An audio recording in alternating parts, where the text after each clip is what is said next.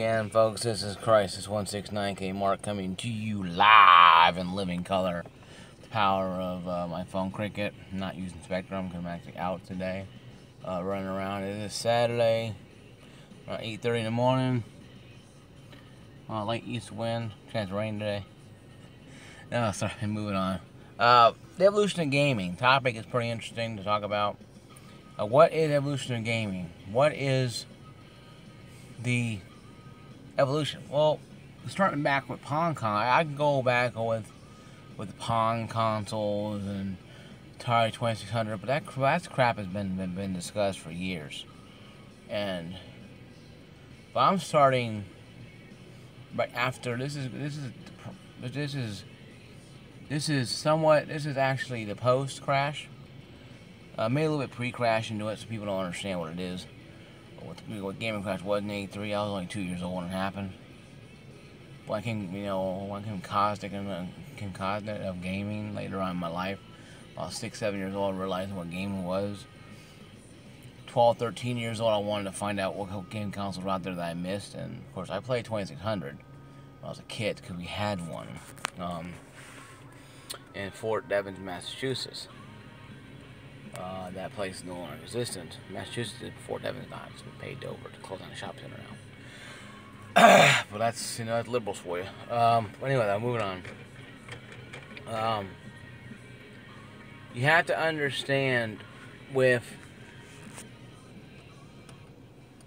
the evolution of gaming.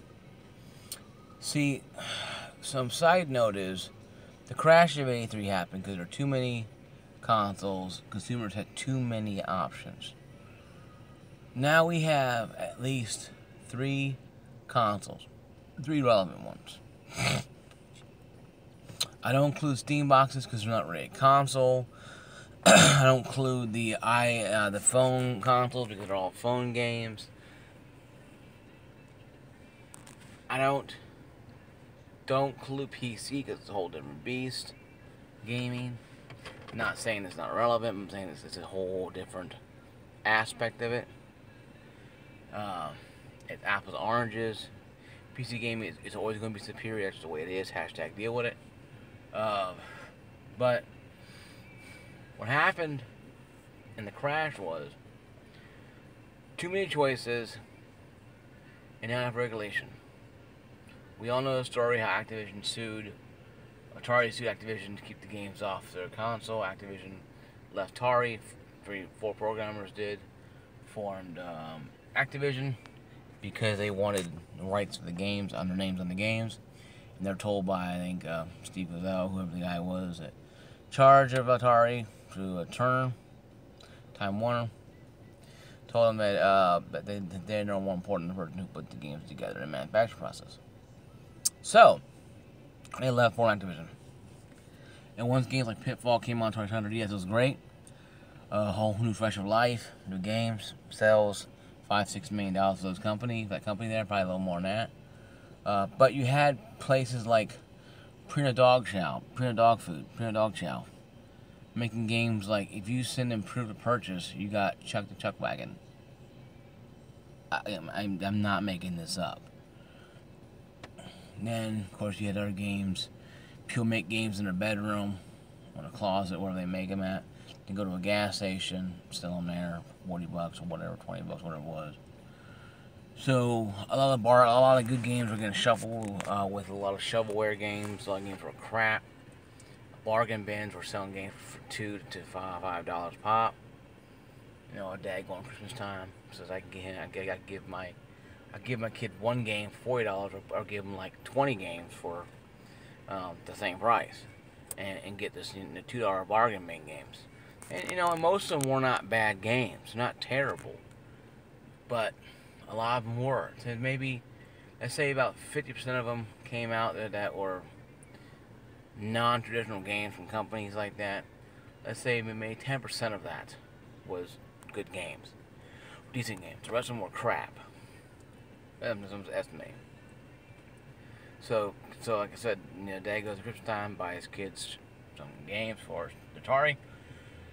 Well, I don't know what the difference is. I'll buy them these 20 games. Have more gifts this year. And that's fine. You know, kids back then, we had no, big imagination anyway. Back then, imagination was like Hulkamania. It ran wild. You had to. If you ever play 2600, you know what I mean. You're a triangle or a square shooting at a light at a block, or it looks like a rock, and you're saving the galaxy, supposedly. Like I said, imagination was pretty wild back then, like Hulkamania. So, that being said, though, what is the evolution of gaming? We went from 2600 to the crash. PCs got cheaper. And of course, once again, PCs were not the main culprit, but one of the culprits why gaming crash happened. It's because at that time, consoles were not competing with PC, because PC wasn't really in the market yet. Now you have gaming consoles like the Xbox One X doing 4K gaming, where 10 years ago, 4K gaming only would have been a PC thing, not a home console thing. And going from that to the NES came in. And of course, they realized what happened back then. They didn't want to make the same mistakes as Atari and the rest of them did. So they had strict regulations. Every company that signed with them could not make games for the competitors. And they only make 5 games per year. So a lot of them made subsidiary companies. I know many companies out there were making sub-companies to make 10 games a year. And that was fine, under Nintendo's point of view, because you have 2 companies. Yes, they're different companies, but selling the same brand name. So it was working around that thing, but not in sense making the case that it was doing the same thing it did in the early 80s that caused the crash. What caused the crash was, like I said, too many choices, bad games, no regulation. No regulations on the games. So, games come in, they're crap. Guess what happens? Now you went from that to NES. The evolution of gaming, guys, have gone from cartridges to CDs to practically digital now. And I'm feeling that the evolution of gaming is, I know another shout out to 1360 Killer, who is now known as Killer Comedy Unleashed. Shout out out there to him, because he's a pretty cool guy. I talked to him a little bit, mostly in text messages, mostly not texting, but mostly in comment sections. He seems like a pretty cool guy. Pretty stressed out, though. I can see why his life is. Hell, I was all to myself. But the evolution of gaming is like this, folks. It is understandable that he is saying, Killer Kami is, that digital gaming is not going to surpass, we'll surpass physical copies, but it ain't going to vanish them. For the GameStop assistant's format leader says, well, they are. I got 2 different points. And here's my point on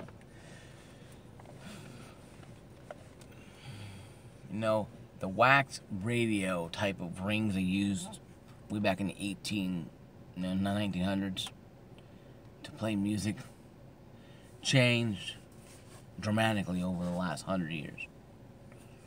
We went from that to records, vinyl records, that are still being sold, though, actually, though. From 8-track tapes to cassettes to little mini song things to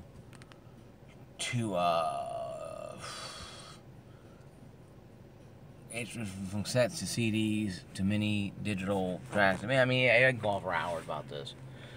The point being, though, we are now in the digital era. and there's still CDs being sold at Walmart and Best Buy. Granted, those sales have gone down dramatically. Let's say by 50%. Let's just say that. From, say, a decade ago. Or say 20 years ago. Right around there. Oh my God, the world's going to hell because, digital distribution. No, it's just convenience. People out there like Killer and even myself who want to go out there and buy a physical game at Wally World, at Best Buy, or even GameStop if you want to go in there, will do these things. The exact same thing as it would with digital game. The only difference is you have a disc in there and it's not reading it from the cloud or just onto your hard drive or whatever the hell it is. Okay? The problem with a lot of people, Chris from ViewTech USA, with Dreamcast Guy, with even Alpha Omega Sin, they don't understand that, yes, there is digital distribution out there, but this pie is big enough that everybody can get their piece. You don't have to cordon it off. You don't have to be, oh my God, we gotta take the whole thing. No. Digital distribution is one of the weirdest things out there. Like I'm sitting outside a Toys R Us, going on a business sale here. I'm gonna look at some games if they have any left. Why? Because they're probably cheaper. Maybe not great ones, but I'll pick some up, maybe about $40-50, make it 2 or 3 maybe, and go home and play them. Why? Because yes, and Toys R Us is what happens when you don't evolve. That's should have a meme says, "This is what happens when you don't evolve." Have a picture of Toys R Us signs that's going out of business. Because companies like that, like H.H. Gregg, many companies are going out of business. And the evolution of gaming is, the gaming has changed so much, because if they don't, they're going out of business. If they didn't add, a digital distribution, if they didn't add instant streaming like Netflix has, Netflix would not be around right now. GameFly is doing streaming services here. I'm hearing rumors that they're doing, digital streaming of games. Talking about doing that. Word from IGN and other sources. Not 100% concrete. It could be blown smoke, but let's say they did. Let's say if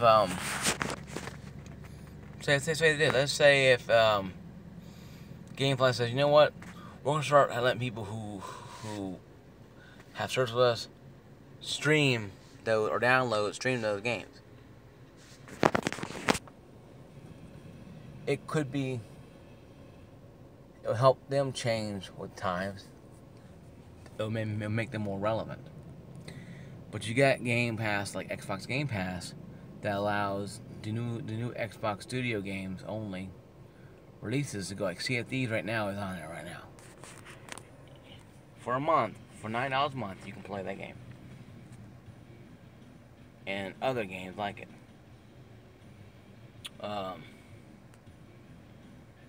What I'm trying to say, guys, is that the evolution of gaming has happened because companies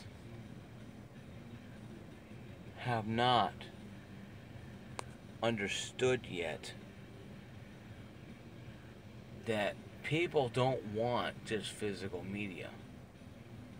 Yes, you can get a Blu-ray. You can get a digital Blu-ray copy of a movie. Like Killer Comedy's been saying for like 4 or 5 months now. You can go to Best Buy, pick up a Steelbook edition of Terminator 2, and get a digital copy of it. And a 4K copy, and a Blu-ray copy, and maybe even a DVD copy, and maybe even a digital copy. Probably not DVD, probably Blu-ray to maybe, stuff like that. And a digital copy. That being said, though, it's not saying that I'm sorry, I'm not saying that what is happening with movies happen with gaming. You can go on PlayStation Store right now and buy every game you want on there and download it all. The hard drive is filled quickly because when you download a game, you're downloading a lot more than what you would do if you had a disc installed. So I can see buying a disc copy, physical media, is better than buying digital, because if you have, and my excuse is if you ain't got a very big hard drive or hard drive space left on your console of choice, whatever, you would probably want to buy a physical copy of, say, Call of Duty or 2, or The Witcher 3, or Shadow of Mordor, because those games are pretty beefy when it comes to digital downloading. Another thing, Nintendo Switch. A lot of the games, few of them require a micro SD card. NBA 2K17, LA Noire, games like that require it because it has more than just a standard, let's say 12 gigabytes. Has like maybe take 10 more, so it's 22 gigabytes. You got a base 32-bit console. You have to expand that console, okay? You know, expand it with more memory. This is the evolution of gaming, folks. Going back to when Atari was to now, in my age, I've been very blessed to see this. If your first console was PS2, you got the idea what it was, but not what it is. I mean, you got an idea what it is, but not what it was. That was 3D, that was better than it was 64, but nothing like it is today. Kids today have more options, better gameplay than we ever had.